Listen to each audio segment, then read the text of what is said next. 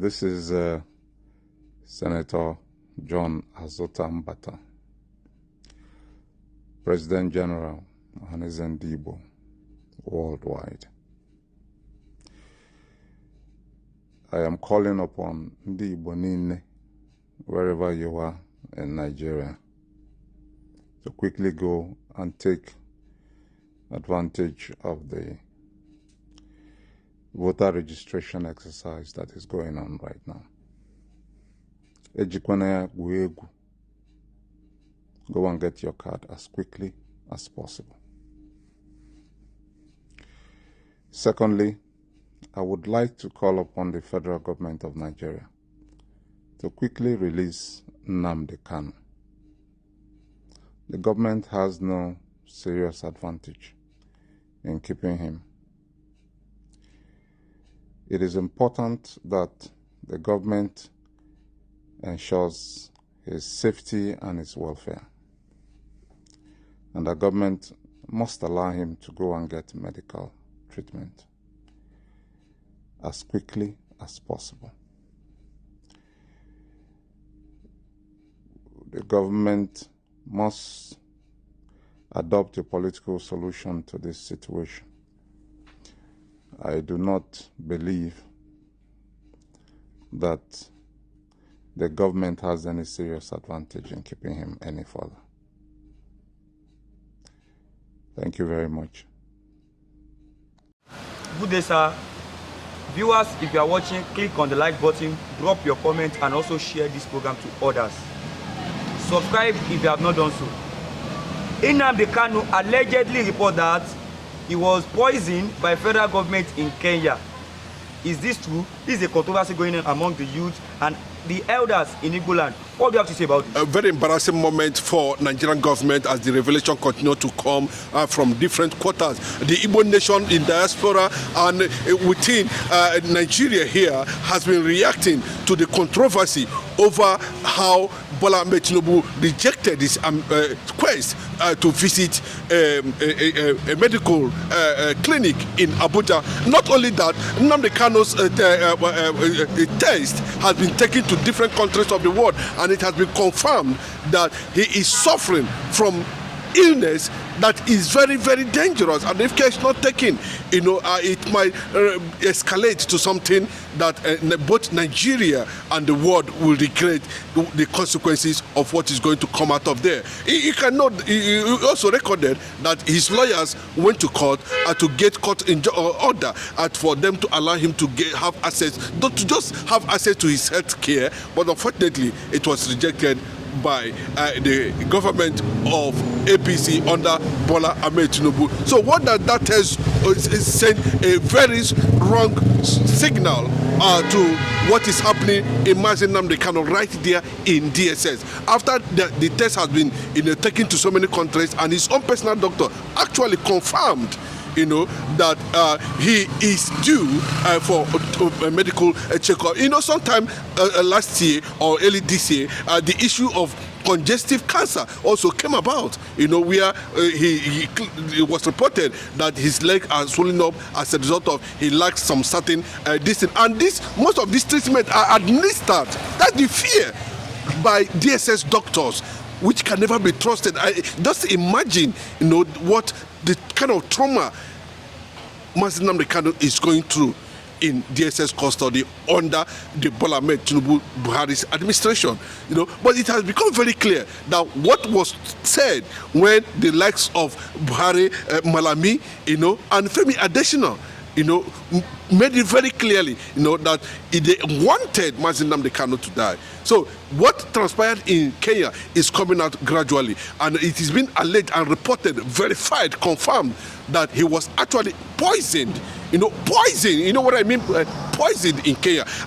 This kind of poison they will give to their enemy. Let me put it that way. It takes time. Gradually, you will not be able to know. And that is why they have continued to manipulate his trial, to adjourn and adjourn for over 5 years now. Nnamdi KANU is hitting 1,550 days.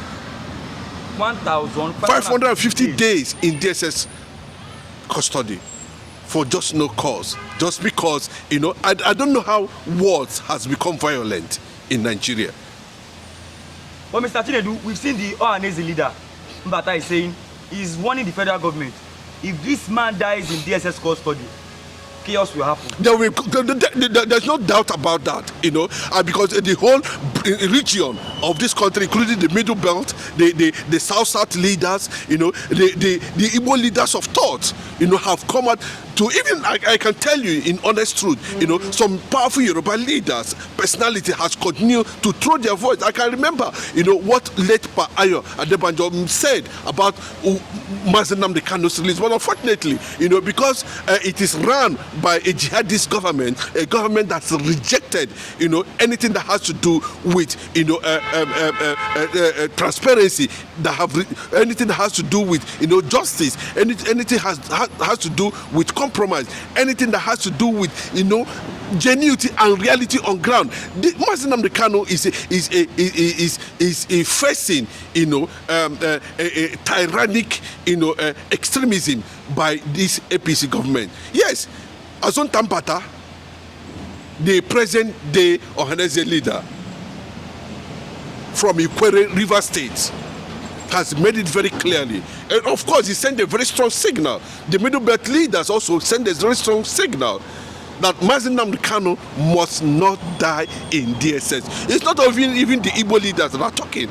I'm talking about people who identified the reason why Mazi Nnamdi Kanu has become a symbol of freedom. And Bola Ahmed Tinubu, a Southern president, has continued to show that, you know, he's careless. Yes, about whatever happens to Mazi Nnamdi Kanu, whether he dies there or not. All of a sudden, he started the retrial. Now, Mazi Nnamdi Kanu's case will be tried again, over and over again. I know you fully well that, you know, there's no court of competent jurisdiction that can try Mazi Nnamdi. Whatever they are doing at this time is, you know, pure criminality and victimization. Criminality and victimization. Yeah, that is exactly what it is. So if you look at what the lawyers are saying now, they are taking this thing clearly, you know, and for the government to look at the issue critically. And now Mazi Nnamdi Kanu have made it very clearly that he will not be allowed, he will not take it, that he will be discharged based on sympathy, that he will be allowed to face the trial, and that he has faced the trial to an extent that court has granted him freedom. But this man, Mazi Nnamdi Kanu, we've not seen him with a pistol, not with a cutlass, not with anything harmful. But we've seen this man, Adu Aleru, bandit leader, negotiating with the government in Katsina State. That is a 1 million questions. A lot of them will need to ask themselves, you know, how real are they? How conscious are they?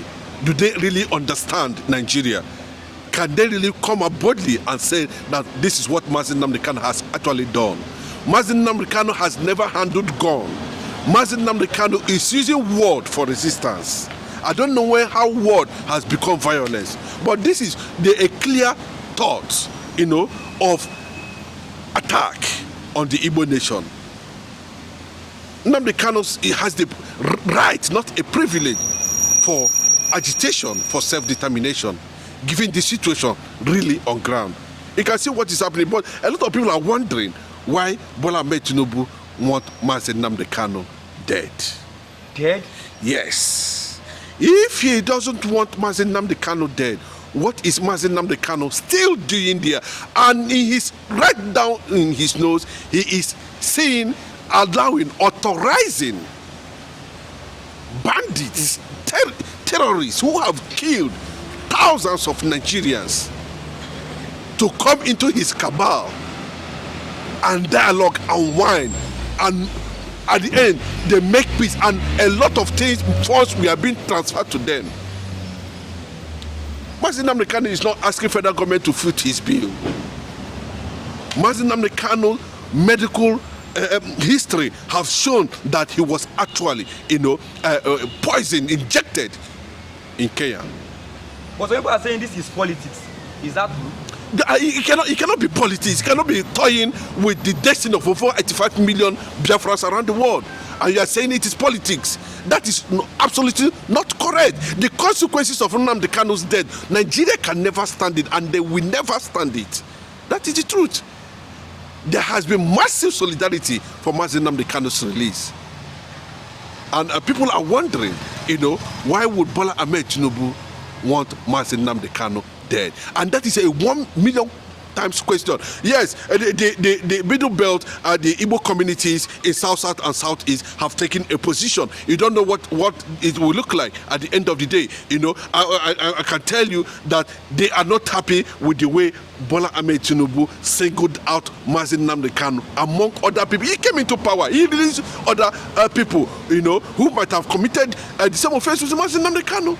But he had Mazi Nnamdi Kanu. I don't know whether it's actually to please the North and to please the Buhari and those Arab world who are insisted. You are insisting that Mazi Nnamdi Kanu is an obstacle to their plan and conquest agenda. Viewers, if you are watching, click on the like button, drop your comment, and also share the program to others. Mr. Chinedu, in conclusion, yes, Sunday Igboho played along. Now he dropped the agitation of Oduduwa Nation. We've seen Fubara, he also played along. Now he has resumed to his office. Do you think Nnamdi Kanu should also play along and drop the agitation of Biafra? That would be a tall dream to discuss, because both Sunday Igboho and Fubara are not in the same cadre with Mazi Nnamdi Kanu. You can see how, unfortunately, that the Oduduwa agitation led by Sunday Igboho and Professor Banji Akintoye, just died down, telling you that they don't actually mean what they are doing, or they are just acting on the sentiment that their brother is the president. But if you look at, from the other angle, you understand very clearly, that Biafra has become, a religion, and Biafra has become, a spirit that nothing can stop it. It's not something you can surrender to any individual. Biafra lives in the spirit of over 85 million people, Biafrans around the world. Mazi Nnamdi Kanu cannot surrender Biafra to anybody, because he does not have what it takes to surrender Biafra. Biafra is bigger than Mazi Nnamdi Kanu. He's just the symbol and the face and the image of liberation and freedom of Biafra. That's what it means. Viewers, if you are still watching, make sure you click on the like button, drop your comment, and also share this program. Have a nice day. God bless you. Thank you.